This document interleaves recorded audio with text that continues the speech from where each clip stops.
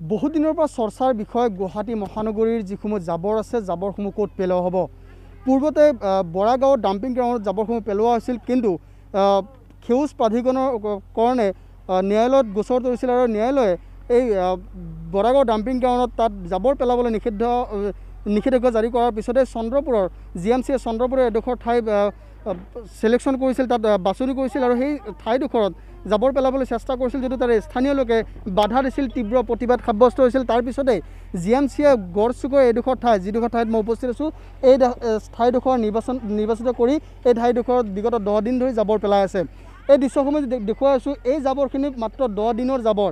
ইয়াত প্ৰতিদিনে 530 টন গুৱাহাটী মহানগৰীৰ জাবৰ ইয়াত পেলোৱা হয়। মাত্ৰ 10 দিনত পৰিৱেশ চাওক, এয়া গড়চুকৰ এডোখৰ ঠাইত এনেদৰে জাবৰসমূহ পেলোৱা হৈছে। এই জাবৰ পেলোৱাক লৈ ইয়াৰে স্থানীয় যিসকল লোক আছে তেওঁলোকে তীব্ৰ অসন্তুষ্টি প্ৰকাশ কৰিছে। তেওঁলোকে কৈছে যে এই জাবৰ যি ঠাইডোখৰত পেলোৱা হৈছে, এই ঠাইডোখৰ পৰ্যাপ্ত সুবিধাৰ নহয়। এই ঠাইডোখৰত জাবৰ পেলোৱাৰ ফলত স্থানীয় লোকৰ যথেষ্ট অসুবিধা হৈছে। তাতকৈ ডাঙৰ কথাটো হ'ল যে এই ঠাইডোখৰত জাবৰ পেলালে প্ৰত্যক্ষভাৱে দ্বীপৰ বিলত পৰিব। সেউজ প্ৰাধিকৰণে যিটো বিষয় লৈ তেওঁলোকে লাগিছিল যে দ্বীপৰ বিলত প্ৰত্যক্ষভাৱে প্ৰভাৱ পৰে, ডাম্পিং গ্ৰাউণ্ডৰ যিসমূহ জাবৰ বা দ্বীপৰ বিলৰ সৌন্দৰ্য ম্লান হয় কাৰণে তাত বন্ধ কৰি দিয়া হ'ল। তাৰপিছতে ইয়াত যিটো পেলোৱা হৈছে, ইয়াত পৰোক্ষভাৱে দ্বীপৰ বিলত ইয়াৰে পানীটো গুচি যাব। মই যদি অকণমান আগুৱাই আহোঁ, মই আৰু বিকাশ ইয়াত উপস্থিত আছোঁ, যদি আগুৱাই যাওঁ, এই যিডোখৰ ঠাইত পেলোৱা হৈছে জাবৰসমূহ, তাৰে কিছু নিলগত আছে এটা নদী, যি নদীৰ পানীটো চিধাই দ্বীপৰ বিলত পৰে। আৰু এই জাবৰ যদি 10 দিনতে এই অৱস্থা, যদি এমাহ যদি ইয়াত পেলোৱা হয়, ইয়াৰে জাবৰখিনি সম্পূৰ্ণভাৱে নদীলৈ গুচি যাব, যাৰ ফলত ইয়াৰে যিসমূহ জাবৰ আছে সকলো জাবৰ দ্বীপৰ বিলত পৰিব। লগতে কাষতে থকা শ্বহীদ উদ্যান, 2 বছৰ পূৰ্বে প্ৰাক্তন মুখ্যমন্ত্ৰী সৰ্বানন্দ সোণোৱালে ইয়াত শ্বহীদ উদ্যান এটা স্থাপন কৰাৰ কাৰণে এটা আধাৰশিলা স্থাপন কৰিছিল, ইতিমধ্যে কাম সম্পূৰ্ণ হৈছে।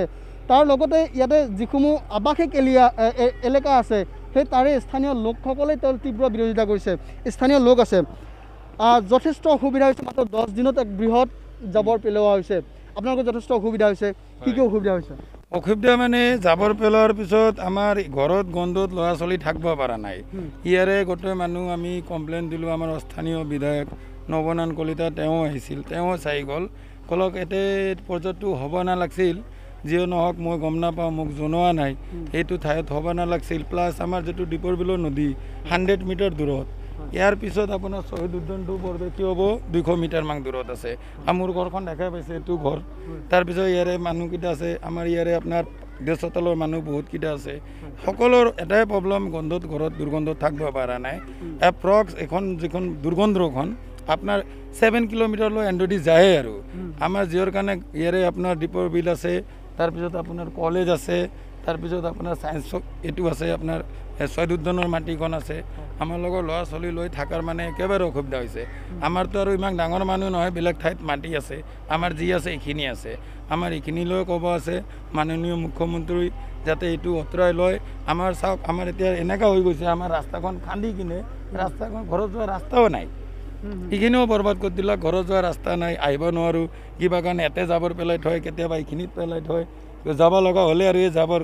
আৰু আমি হ'লোঁ সনাতন ধৰ্মৰ মানুহ, আমাৰ ঘৰত কাউৰী আৰু আপোনাৰ এই হাড়গিলা আছে, এইবিলাকে গৰুৰ মাংস আমাৰ ছাতত লৈ যায়। যেন আমাৰ মাননীয় মুখ্যমন্ত্ৰী কয় গৰু বন্ধ হ'ব লাগে, আমাক এদিনে চোৱাৰ কাৰণে আমি চাওক এতে বসবাস কৰোঁ, গৰু মাংস ঘৰত লৈ যায় পেলাই দিয়ে।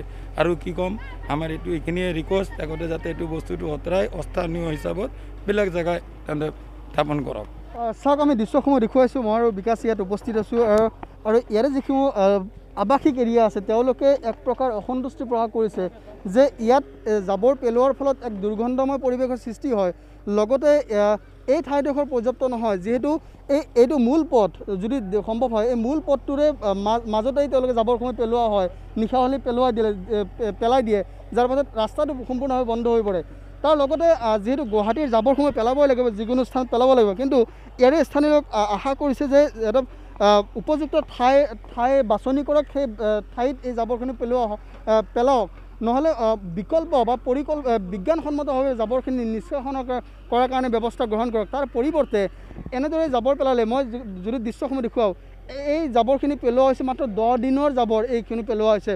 আৰু ভাবক কি এক পৰিৱেশ সৃষ্টি হ'ব ইয়াত যদি 2 মাহ বা 3 মাহ যদি ইয়াত এনেদৰে জাবৰ পেলোৱা হয় কি এক পৰিৱেশৰ সৃষ্টি হ'ব যাৰ ফলত স্থানীয় লোকে স্থানীয় বিধায়ক ৰমেন্দ্ৰ নাৰায়ণ কলিতাক মৌখিকভাৱে লিখিতভাৱেও জনাইছিলে আৰু বিধায়কগৰাকী নিজে ইয়াত আহি পৰ্যবেক্ষণ কৰিছে আৰু তেওঁ নিজে অসন্তুষ্টি প্ৰকাশ কৰিছে যে এই ঠাইডোখৰ বাছনি কৰাৰ সময়ত তেওঁক এবাৰো জনোৱা হোৱা নাই এই যিডোখৰ ঠাইত পেলোৱা হৈছে এইখিনি হাউচ পেডৰ মাটি 60 বিঘা ইয়াত মাটি আছে সেই 60 বিঘা তেওঁলোকে বাছনি কৰি পেলোৱা হৈছে কিন্তু পৰ্যাপ্ত সুবিধা ইয়াত নাই মই পুনৰ কৈছোঁ যিসমূহ জাবৰ পেলোৱা হৈছে এই পেলোৱা জাবৰখিনি মাত্ৰ 10 দিনৰ জাবৰ গুৱাহাটী মহানগৰীত 530 টন প্ৰতিদিনে জাবৰ ওলায় আৰু এই জাবৰখিনি ইয়াত পেলোৱা হয় মাত্ৰ 10 দিনৰ জাবৰ ভাবক কল্পনা কৰক এই জাবৰ যদি 2 মাহ যদি এনেকৈ পেলোৱা হয় কি এক পৰিৱেশৰ সৃষ্টি হ'ব লগতে স্থানীয় লোক যিসকলে আছে তেওঁলোকৰ কি এক জ্বালা যন্ত্ৰণাৰ সন্মুখীন হ'ব এই কেইদিনে তেওঁলোকে এক অসন্তুষ্টি প্ৰকাশ কৰিছে তেওঁলোকে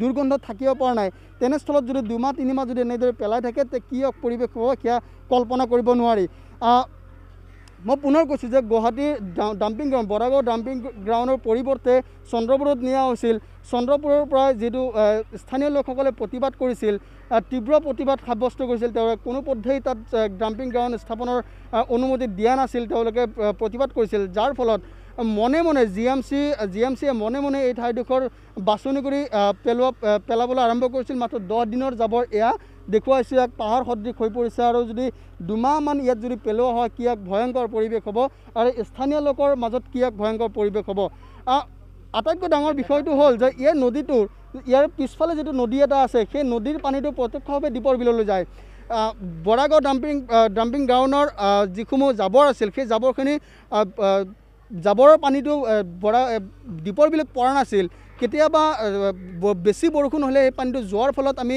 কেইবাবাৰো বাতৰি সম্প্ৰচাৰ কৰিছিল যে দীপৰ বিলৰ মাছ মৰি যাব লগা হৈছে এই ঠাইডোখৰত যদি এনেদৰেই জাবৰ পেলাই থাকে পিছত থকা নদীৰ যদি এই জাবৰখিনি যদি চিধাই দীপৰ বিললৈ পৰে তে কি এক ভয়ংকৰ পৰিৱেশ হ'ব বা দীপৰ বিলৰ মাছ যে জীয়াই থাকিব নে নাথাকে সেয়া প্ৰশ্নবোধক চিন আহি পৰিছে কাৰণ আমি দৃশ্যসমূহ দেখুৱাইছোঁ আৰু পূৰ্বেও আমি যিহেতু দৃশ্যসমূহ দেখুৱাইছিলোঁ কেনে এক ভয়ংকৰ পৰিৱেশৰ সৃষ্টি হয় এই জাবৰৰ ফলত বৰাগাঁও ডাম্পিং গ্ৰাউণ্ডৰ সেই জাবৰৰ ফলত কি এক ভয়ংকৰ পৰিৱেশ হৈছিল দীপৰ বিলত যাৰ কাৰণে প্ৰাকৃতিক প্ৰেমীসকলে তেওঁলোকে ন্যায়ালয়ত গোচৰ তৰিছিল তাৰপিছতে ন্যায়ালয় বন্ধ কৰি দিয়া হ'ল পৰৱৰ্তী পৰ্যায়ত এই ঠাইডোখৰ বাছনি কৰি GMCয়ে এই মুহূৰ্তত জাবৰখিনি পেলোৱা হৈছে এনেদৰে যদি 2 মাহ 3 মাহ যদি জাবৰসমূহ পেলোৱা হয় এই ঠাইডোখৰ গড়চুকৰ যে এক ভয়ংকৰ পৰিৱেশ হ'ব সেয়া নিশ্চিত লগতে ইয়াৰ আৱাসিকসকলে তীব্ৰ বিৰোধিতা কৰিছে আৱাসিকসকলে ইয়াত কেতিয়াও থাকিব নোৱাৰে বসবাস কৰিব নোৱাৰে তেনে এক পৰিৱেশৰ সৃষ্টি হৈছে স্থানীয় লোকে তীব্ৰ বিৰোধিতা কৰিছে আৰু মৌখিকভাৱে বা লিখিতভাৱেও স্থানীয় বিধায়কগৰাকীক জনাইছে তেওঁ কি ব্যৱস্থা লয় তাৰ কাৰণে অপেক্ষা কৰিছে কিন্তু